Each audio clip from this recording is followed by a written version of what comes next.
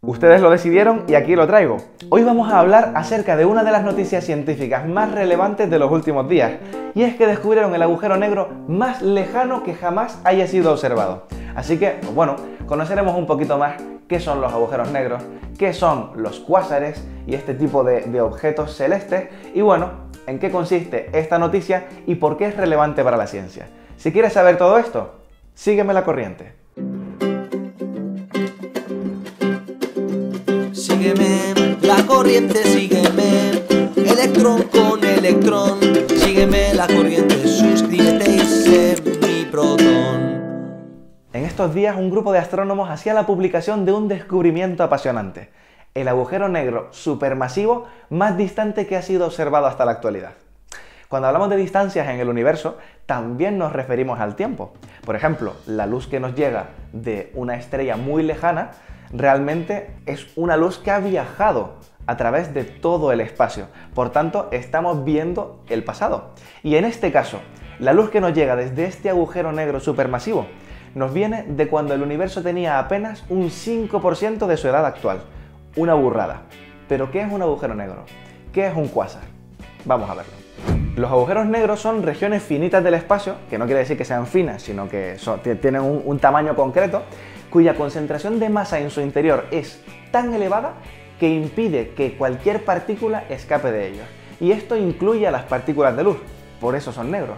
Sin embargo, sí que pueden emitir radiación, pero no lo hacen ellos mismos, sino el disco de acreción que hay alrededor de ellos, que estos son partículas de gas y polvo girando a muchísima velocidad alrededor del punto que vemos como negro.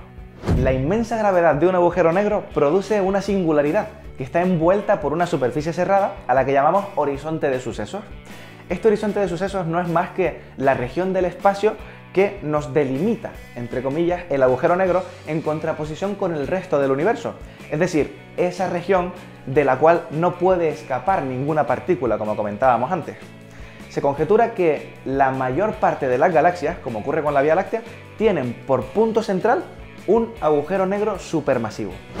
Por otro lado, los cuásares son los fenómenos que se dan cuando el agujero negro comienza a absorber la masa que hay a su alrededor, normalmente los gigantes agujeros negros del centro de galaxias.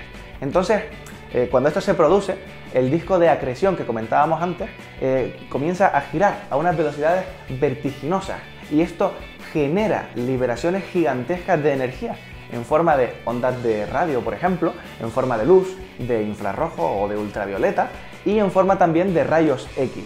Esto produce que este fenómeno, y los cuásares en sí mismos, sean los objetos del universo conocido más luminosos. Una vez aclarado todo esto, volvamos a la noticia.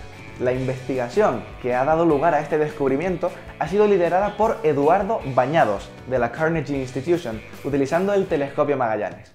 Este nuevo agujero negro que se ha encontrado se estima que tiene unas 800 millones de veces la masa de nuestro Sol, una burrada, y reunir toda esa masa en apenas el primer 5% de la vida de nuestro universo supone todo un reto para las actuales teorías de la formación de agujeros negros supermasivos.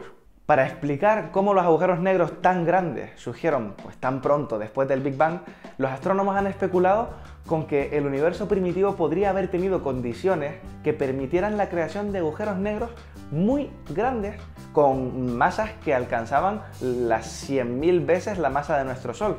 Y esto es muy distinto que los agujeros negros que se forman en el universo actual, que alcanzan apenas unas decenas de masas solares. El cuásar en el que se encuentra este agujero negro es especialmente interesante porque pertenece a la época de la reionización, que es cuando el universo emergió de la edad oscura. Al principio, para entendernos, digamos que todo era como una especie de sopa caliente con partículas muy energéticas que se expandían rapidísimamente. A medida que se expandían, estas partículas se iban enfriando. Y 400.000 años después del comienzo del universo, que eso a escala cósmica es instantáneo, digamos que estas partículas se comenzaron a enfriar y a fundir, formando gas hidrógeno neutro. Pero aún así, para ese momento, todavía el universo era oscuro, no había ninguna fuente de luz, hasta que posteriormente la gravedad continuaría uniendo materia y se formarían las primeras estrellas y galaxias, los primeros elementos luminosos. La energía liberada por esas galaxias antiguas, esas primeras galaxias, ocasionó que el hidrógeno neutro que estaba esparcido por el universo se excitara y se ionizara, es decir, que perdiera un electrón. Y este es un estado en el que ese gas se ha mantenido desde aquel momento. Una vez que el universo se reionizó, los fotones podían viajar libremente por el espacio, por lo que el universo se volvió transparente a la luz, es decir, el universo ya tenía luz viajando por él.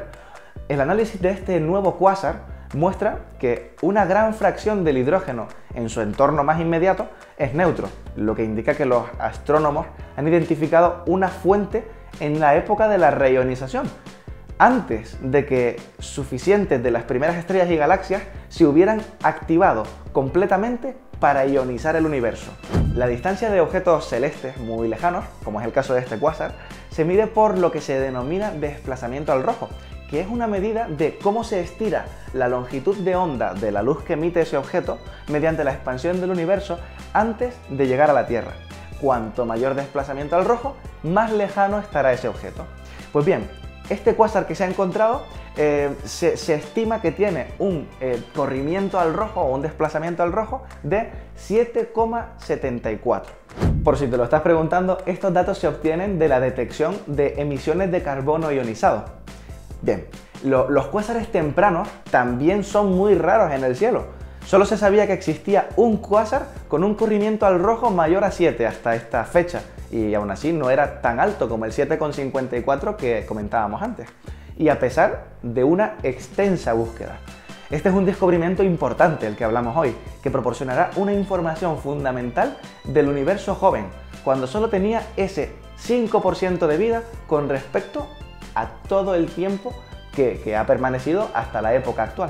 Pues ya ven, hablar de un tema de actualidad como este al final nos ha permitido no solo estar a la última en la actualidad científica, sino también pues, conocer un poquito más cómo son los agujeros negros, qué son los cuásares, cómo se mide la distancia de objetos celestes muy lejanos y bueno, pues una serie de historias que yo creo que nos enriquecen muchísimo. Así que cualquier otra cuestión que se les ocurra y quieran hacerla saber, pónganla por aquí abajo en los comentarios. Espero que les haya gustado este vídeo y como siempre, para más ciencia, más ingeniería o más curiosidades, sígueme la corriente. Continua o alterna, o de Tomás o de Tesla, está vivo, está muerto, con o sin cebolla, sígueme la corriente, sígueme, electrón con electrón, sígueme la corriente, suscríbete y sé mi proton.